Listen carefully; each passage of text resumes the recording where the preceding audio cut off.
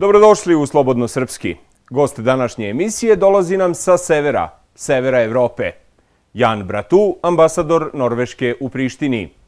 Saznaćemo šta misli o evropskim šansama Zapadnog Balkana, kako je Norveška do sada pomagala Kosovo i dokle će, i kako žive on i njegove kolege iz diplomatskog kora u našem komšiluku. Izvolite u Slobodno Srpski. Vaša ekscelencijo, dobrodošli u Slobodno Srpski. Hvala. Kako podnosite ove vrućine? Which heat? The political heat or the climate heat? Klimatski. Okay. No, I love it. I love this warm temperature. And coming from a cold country like Norway, we really appreciate some heat that we feel deep in our bones.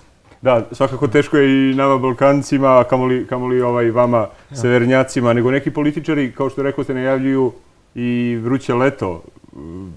Šta vi kažete na to? U političkom smislu, mislim. Well, I think in diplomacy it's always better not to speculate, at least not too much. So we will have to wait and see what actually happens. People sometimes say things and then they don't happen. So let's take it one step at a time. Korak po korak. Dobro, obično se kaže kad ljudi nemaju o čemu da pričaju, onda pričaju o vremenu, što kod nas nije slučaj i zato predlažem da pređemo na malo ozbiljnije teme. Naime, Evropska unija je danas pred velikim iskušenjem. Grčka je izgleda trenutno spasena. Kakve su u ovom trenutku evropske perspektive Zapadnog Balkana? No, the situation in the Eurozone is very dramatic. I actually think it's more dramatic than most people realize. We are bouncing on a very fine edge. And whatever happens will affect all of us in Europe. Also Norway, although we're not a member of the Eurozone. But the European economy in general is facing a very crucial test. And we still don't know how the result is going to be. Obviously, the economic situation in general will affect the integration prospects for the countries of the Western Balkans. To say different, I think, would be disingenuous.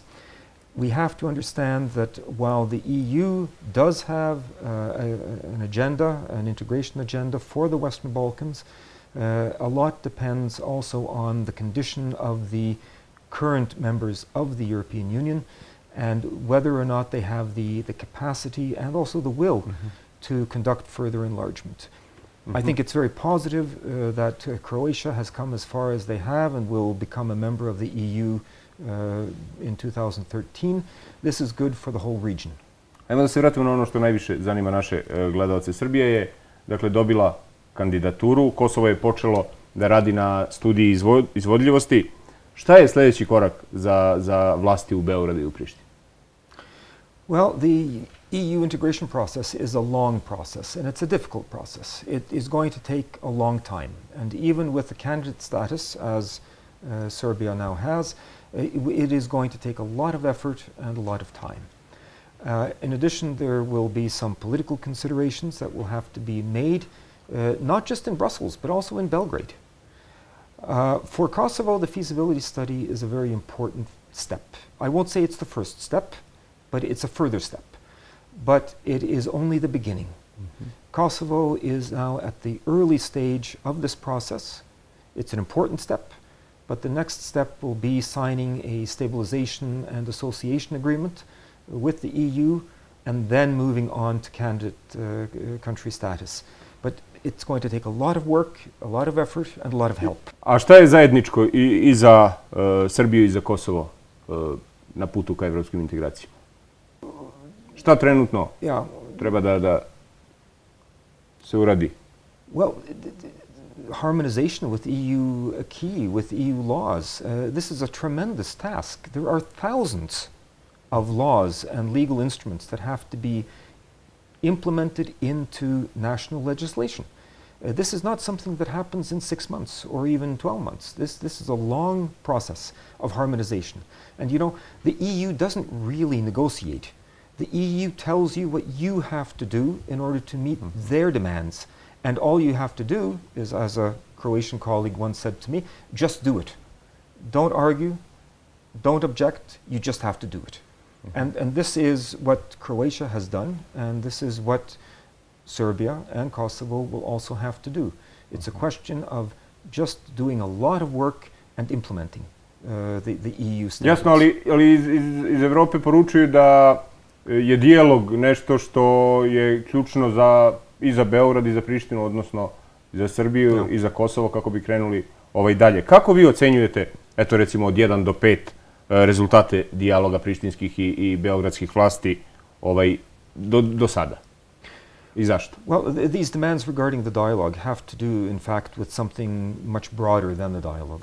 It has to do with the Copenhagen criteria for accession, which again has to do with the political relations and the security relations among countries.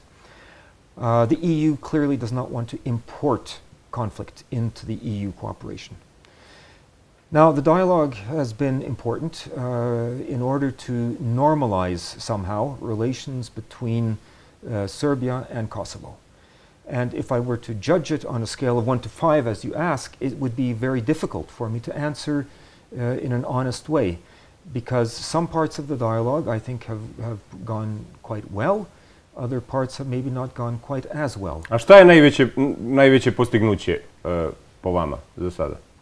To be very honest, I think the greatest achievement is that delegations from Kosovo have met with delegations from Serbia, and that they've had a dialogue, they've had discussions and negotiations.